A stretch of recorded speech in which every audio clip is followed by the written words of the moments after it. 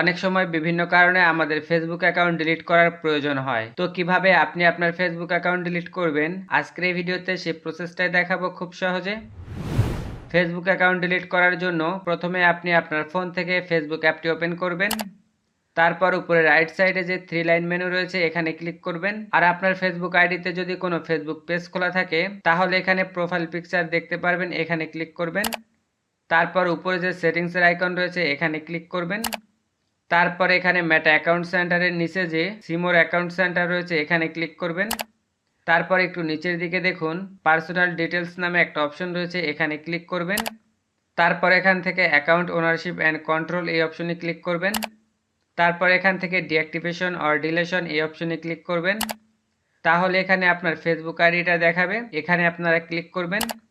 এখন এখানে দেখুন দুইটা অপশন দেখাচ্ছে, একটা হলো ডিঅ্যাক্টিভ অ্যাকাউন্ট আর একটা হলো ডিলিট অ্যাকাউন্ট। আমরা যেহেতু ফেসবুক অ্যাকাউন্ট ডিলিট করব সেজন্য ডিলিট অ্যাকাউন্ট এই অপশনটি সিলেক্ট করবেন। তারপর কন্টিনিউ এই অপশনে ক্লিক করবেন।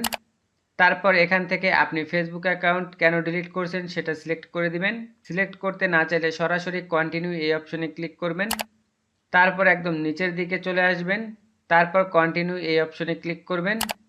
তারপর এখানে ফেসবুক আইডির পাসওয়ার্ড দিতে বলছে, আপনারা আপনাদের ফেসবুক আইডির পাসওয়ার্ডটি এখানে দিয়ে দিবেন।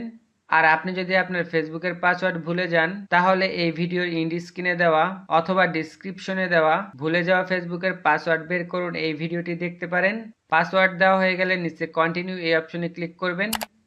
তাহলে নিচে দেখুন ডিলিট অ্যাকাউন্ট নামে একটা অপশন দেখাচ্ছে, এখানে যদি আপনি ক্লিক করেন তাহলে আপনাদের অ্যাকাউন্ট কিন্তু ডিলিট হয়ে যাবে।